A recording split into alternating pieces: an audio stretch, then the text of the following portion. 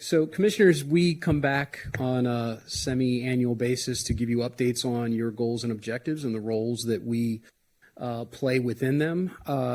This particular goal of resilience and sustainability, which covers a wide magnitude of efforts by the county, crosses multiple departments, but predominantly focuses between planning and growth management, Department of Public Works. So that's why the two of us are here today. Sometimes we have a large mass of people presenting to you. We have a few folks online to help us answer questions, but we wanted to keep this pretty simple and keep it to a small crowd of presenters. Could I just add one item? Yes. So, commissioners, this is also not in your normal format. Normally, you'd have a PowerPoint presentation in front of you. What this is doing is actually using OpenGov, which is our software that we acquired. We've now fully transitioned to OpenGov, and we've received a couple. I know, Jason, you have a little bit of heartburn about not using a PowerPoint, but this is what people see. Yes. When they actually go to this goal, the data that they see, and so this is what we wanted to utilize when we present to the commissioners. So, hence, there's no attachment in iLegislate today, and staff will be going through exactly what our residents would see with regards to this goal with the data attached. Exactly. Thank you. This is a well choreographed presentation where Ms. DeSoto will be scrolling through the OpenGov platform that our citizens see while staff does a highlight of the points on the screen. So that's why my glasses are on. And just for a note, the link is actually on the agenda, so anyone in the public can click on the link and go right to the website page.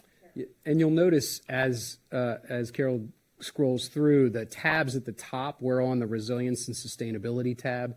And when you hit that drop-down menu, it gives you the specific goals or objectives under that goal. And she'll be clicking through each one of these, and we're going to go in more or less, I don't know if you call that chronological order. We're going to go in the order that they fall in the drop down. But I'm saying this out loud so that the public who's watching this knows how to use this tool. Okay, so first of all, we're here for the focus on resilience and sustainability. And goal one is to ensure and enhance water supply and infrastructure to support continued advancement. So this is the goal that is focused on drinking water supply. And we go into other forms of water, but more specifically for this one, we're looking at drinking water. So phase one, our short-term project is our WSSC project. You can see it's got a nice little diagram there, kind of breaks down how the infrastructure is laid out.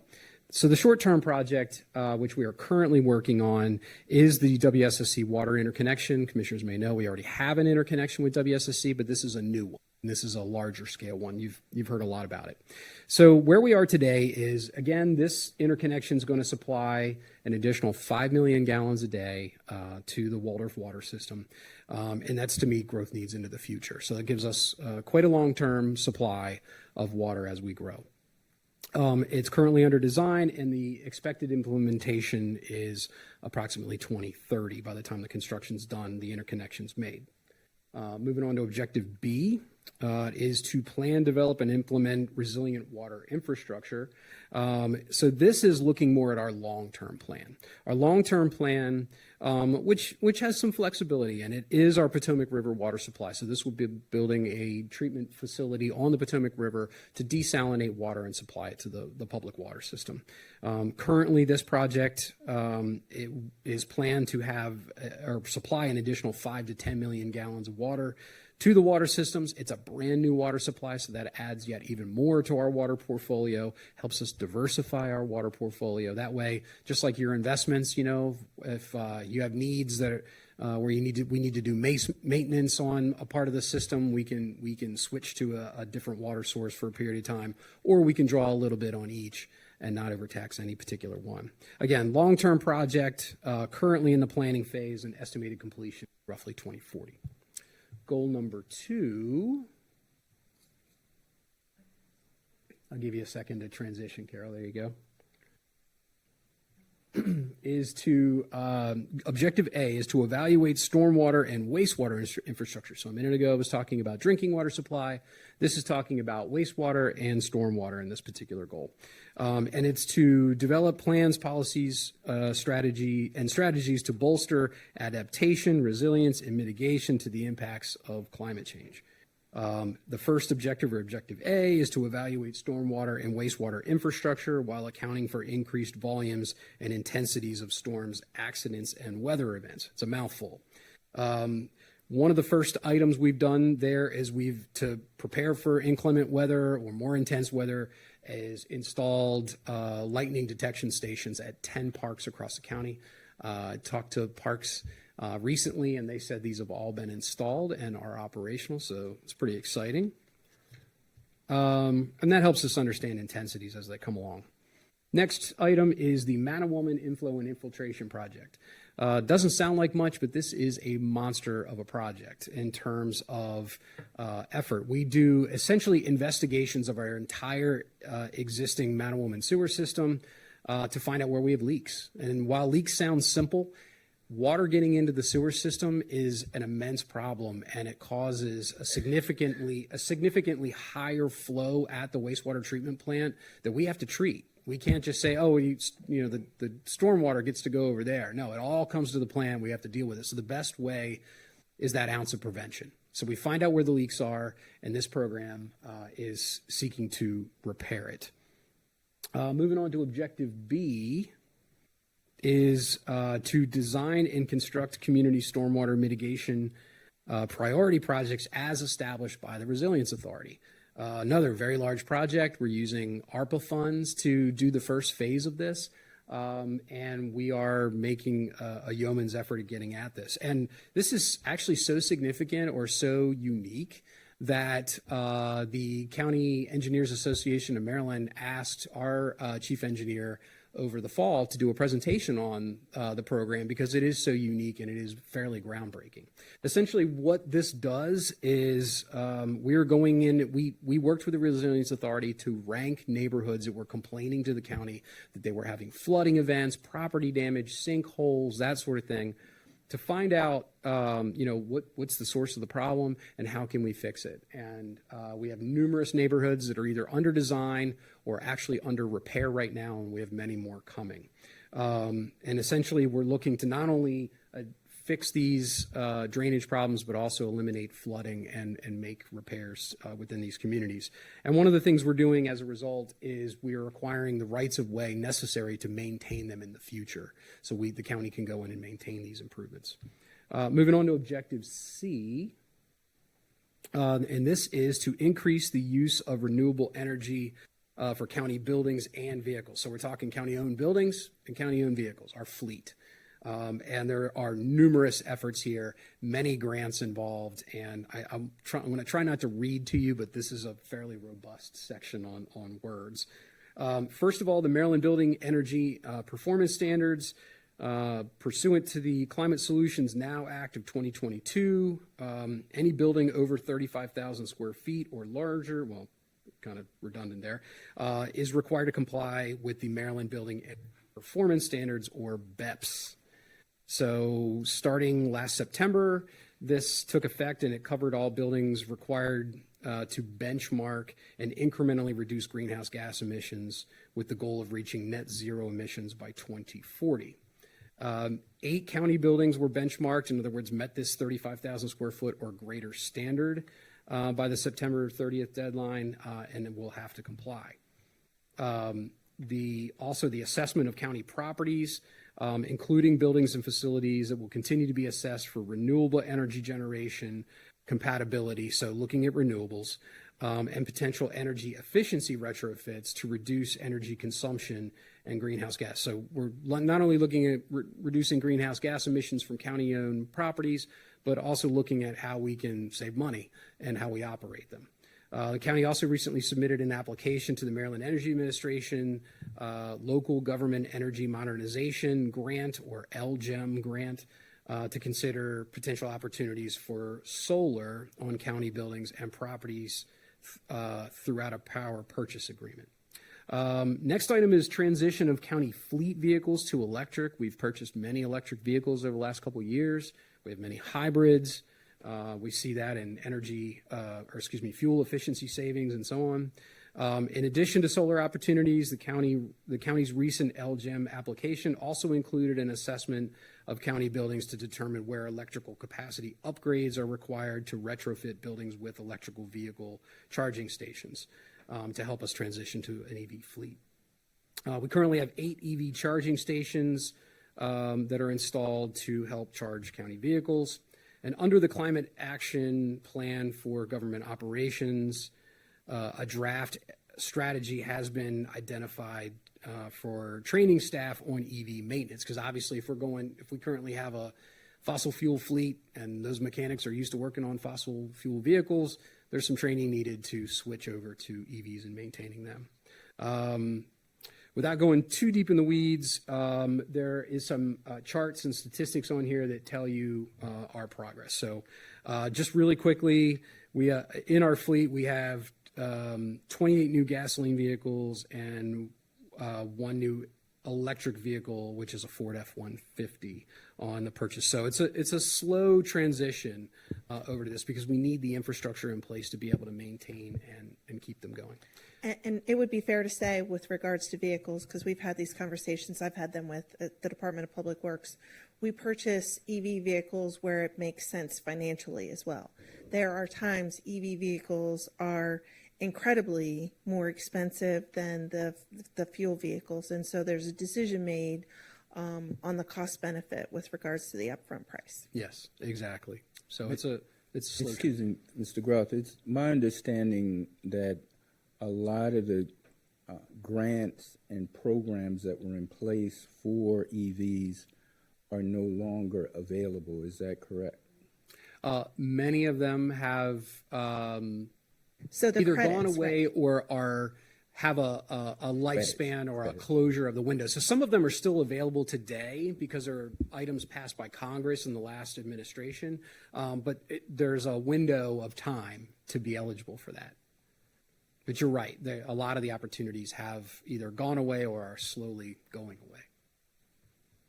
Okay, moving on to goal 3, which is focused on land preservation.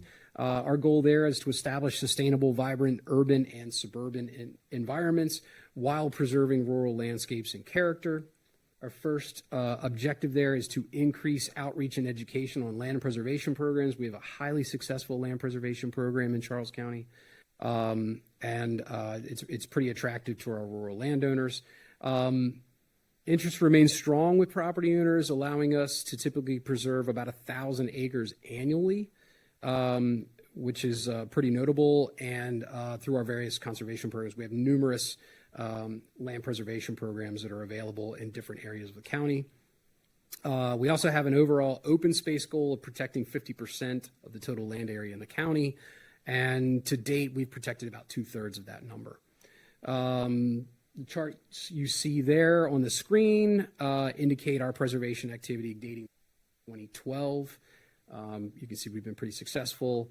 And then the map at the bottom of that same page shows the distribution of protected lands throughout the county. So you can see the green there shows all of the lands that have various items of preservation on them.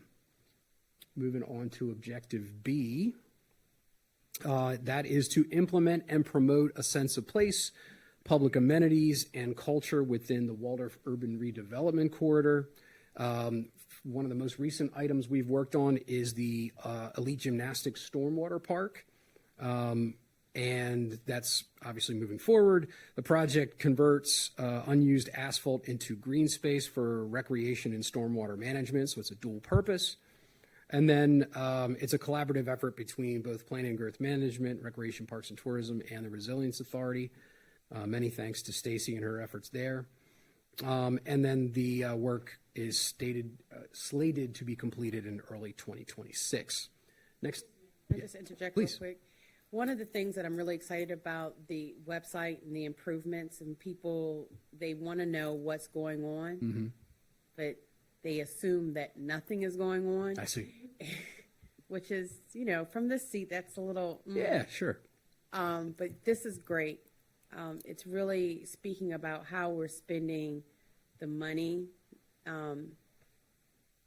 It's all about policy, and this is the policy, and this is what's happening to ensure that the policy is being followed and that we can have our goals within all our areas, but specifically this one. So, I'm excited about the work area, about what you're doing at the gymnastic place. It's really a game changer, the approach that we're taking.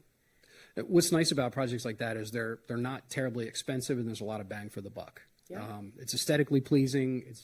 It gives environmental enhancements and gives a nice sense of place for an area that needs some love.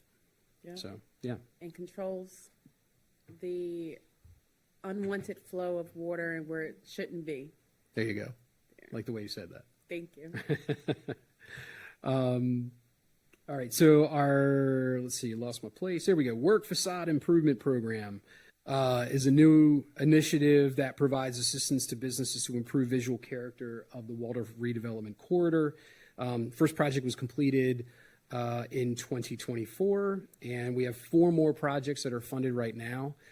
Designs are already completed, and we are moving towards construction.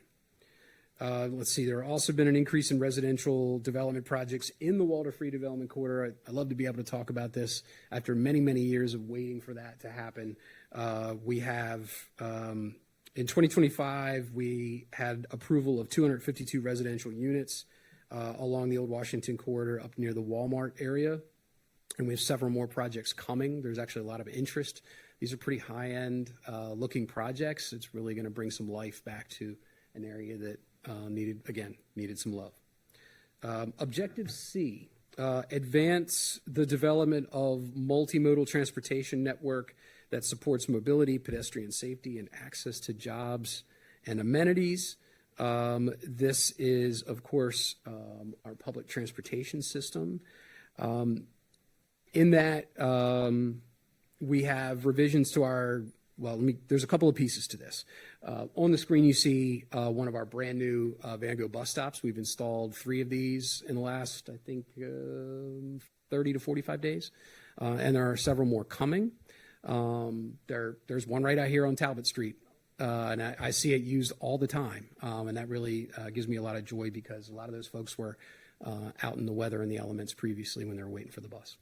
In addition, in this program, we have revisions to our neighborhood traffic calming program. This has been years in the making. I know the commissioners hear concerns from communities about traffic calming, people in their neighborhoods. We have several program changes we're going to be bringing to the commissioners in the first quarter of 2026. And I think that will make a big difference in some communities. Pedestrian crossing improvements at Smallwood Drive. We're working with State Highway Administration and getting our folks safely across US 301. Project has also been in the making for quite some time, but our state partners are coming through for us on that one. Indian Head Rail Trail extension design study is underway. We're looking at extending the Indian Head Rail Trail and eventually linking up with the St. Mary's 3-notch trail, which will make a really nice trail system for folks to go quite a long way and see the countryside in southern Maryland.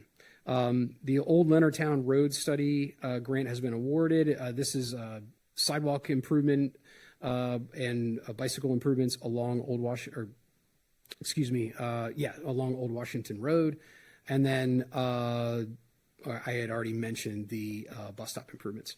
The Sidewalk Improvement Program, PGM has been working collaboratively with Department of Public Works to evaluate and prioritize sidewalk projects. Many of our first projects are in Bryan's Road, and those are coming along. And of the 44 projects, 13 are active in various stages of planning and design and construction. So with that, I will pass it along to Ms. Sherman for her portion.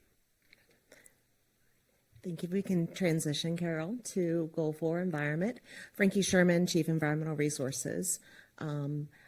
We are starting on Goal 4, which is to beautify Charles County through various initiatives to reduce pollution, expand recycling, and implement community engagement initiatives.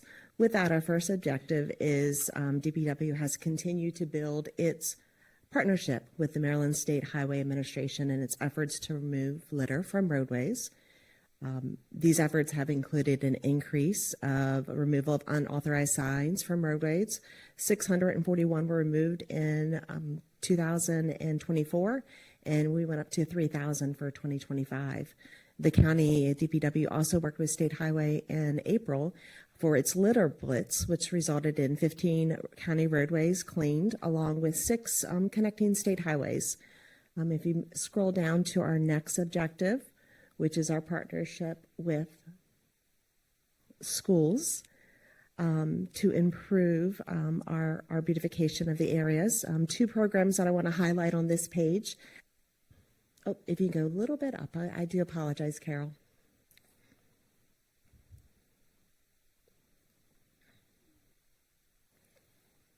There we go. Perfect. Thank you.